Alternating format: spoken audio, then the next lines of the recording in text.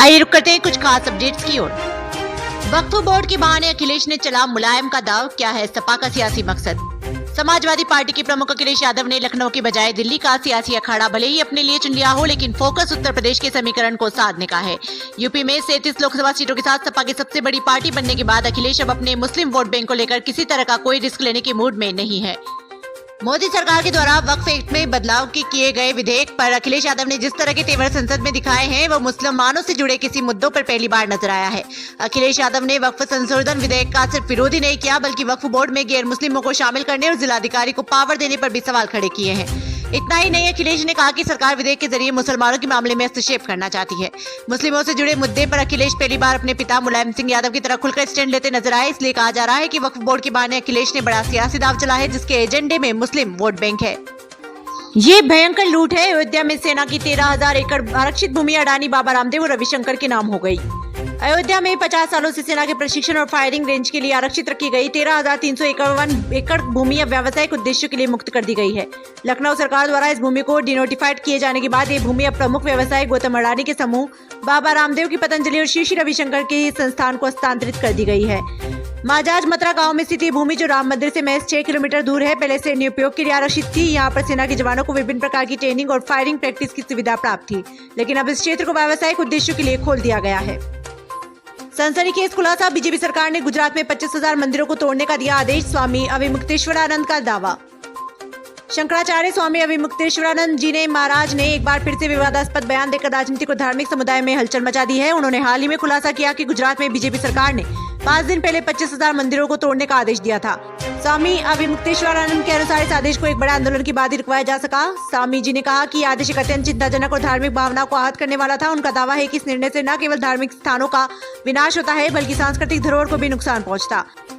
मणिपुर पर सीजीआई चंद्रचूड़ जी का फूटा गुस्सा, मणिपुर हिंसा का जिम्मेदार गुजरात लोबी, मोदी शाह को ठहराया। भारत के मुख्य न्यायाधीश डीवाई चंद्रचूड़ ने मणिपुर की गंभीर स्थिति पर गहरी नाराजगी जताई है और मणिपुर में हो रही हिंसा के लिए मोदी शाह की गुजरात लॉबी को जिम्मेदार ठहराया है। उन्होंने आरोप लगाया कि मणिपुर हाईकोर्ट के चीफ जस्टिस की नियुक्ति में जानबूझकर देरी की गई, इससे राज्य की न्यायिक व्यवस्था ठप हो गई और हिंसा भड़क उठी।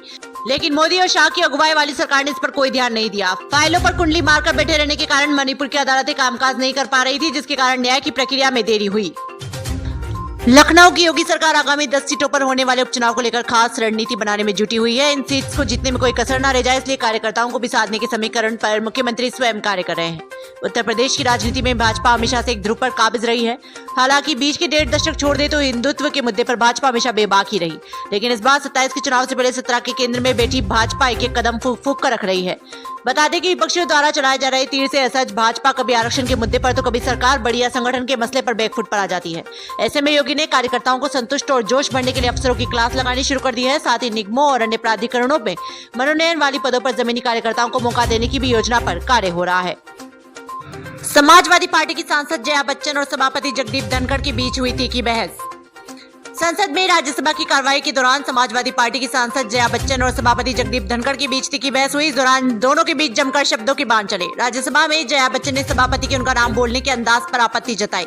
उन्होंने कहा, आपका टोन गलत है। जया बच्चन ने कहा, मैं कलाकार हूँ, बॉडी लैंग्वेज समझती हूँ, एक्सप्रेशन समझती हूँ, मुझे माफ कीजिए, लेकिन आपके बोलने का लहजा एक्सेप्टेबल नहीं है। इस पर राज्यसभा सभापति जगदीप धनखड़ ने कहा कि आप भले सेलिब्रिटी हो, लेकिन संसद में डेकोरम बनाए रखना होगा। इसके बाद राज्यसभा में जोरदार हंगामा हुआ और विपक्ष ने वॉकआउट कर दिया। विपक्षी सदस्यों ने दादागिरी नहीं चलेगी के नारे लगाए। मां दुर्गा के साथ पोर्न स्टार मियां खलीफा की फोटो, मंदिर के होर्डिंग में छाप दी मियां खलीफा की तस्वीर, लोगों ने जमकर काटा बवाल। मियां खलीफा पोस्टर और टेम्पल होर्डिंग पोस्टर्स। इस पोस्टर में मां दुर्गा के साथ पोर्न स्टार मियां खलीफा की फोटो। जी हां, आप सही सुन रहे हैं। मामला तमिलनाडु के कांचीपुरम स्थित पार्वती मंदिर का है। मंदिर में हो रहे धार्मिक आयोजन में लगे होर्डिंग में मां दुर्गा के साथ पोर्न स्टार मियां खलीफा की तस्वीर छाप दी गई। इसके बाद होर्डिंग को मंदिर के बाहर लगा दिया गया। इसे लेकर लोगों ने जमकर बवाल काटा। मामले की शिकायत पुलिस से भी की गई। धार्मिक भावना भड़कने से पहले पुलिस ने होर्डिंग को जल्दी से हटवाया। हालांकि पोस्टर तब तक सोशल मीडिया पर वायरल हो चुका था। अगर बांग्लादेश जैसे हालात भारत में हुए तो बागेश्वर धाम के पंडित धीरेन्द्र शास्त्री का बड़ा बयान। देश में बार बार हिंदू राष्ट्र की मांग उठाने वाला बागेश्वर धाम के पीठाधीश्वर धीरेन्द्र शास्त्री ने बांग्लादेश में बने हालातों पर बड़ा बयान दिया। उन्होंने कहा, यदि बांग्लादेश जैसे हालात भारत में हुए तो हिंदू कहां जाएंगे, और उनके इस बयान के बाद राजनीतिक सरगर्मियां तेज हो गई हैं। आपको बता दें कि हाल ही में विदेश यात्रा से लौटे पंडित धीरेन्द्र शास्त्री ने बांग्लादेश में हिंदुओं पर हो रहे अत्याचार को लेकर सरकार से मदद की गुहार भी लगाई थी। इसके साथ ही उन्होंने बांग्लादेशी हिंदुओं को भारत में शरण देने को लेकर सरकार को धन्यवाद भी किया। उन्होंने कहा कि बांग्लादेश के हिंदुओं की व्यवस्था हो जाएगी, उन्हें भारत में शरण मिल जाएगी, लेकिन अगर यही स्थिति भारत में उत्पन्न हो गई तो भारत का हिंदू कहाँ जाएगा। उन्होंने कहा कि भारत का हिंदू क्या हिंद महासागर, अटलांटिक या हिमालय पर शरण लेगा। मुस्लिम राष्ट्र का कट्टरपंथी भरा कदम 9 साल में शादी का कानून। इराक की संसद में लड़कियों की शादी की उम्र 9 साल करने के लिए बिल पेश किया गया है। 1959 के पर्सनल स्टेटस एक्ट के तहत ये उम्र 18 साल थी और इस प्रस्ताव से इराक में विवाद उत्पन्न हो गया है। यूनिसेफ के आंकड़े बताते हैं कि 28% लड़कियों की शादी 18 साल से पहले हो जाती है। ह्यूमन राइट्स वॉच की शोधकर्ता सारा सेनबर्ग ने इस विधेयक को इराक की सामाजिक प्रगति के खिलाफ एक बड़ा कदम बताया है। देश दुनिया की तमाम बड़ी खबरों से जुड़े रहने के लिए देखते रहिए पीटीवी हिंदुस्तान। यदि आपने अभी तक आपका अपना YouTube channel PTV Hindustan subscribe नहीं किया है तो अभी सब्सक्राइब कर लें, बेल आइकन जरूर दबा दें।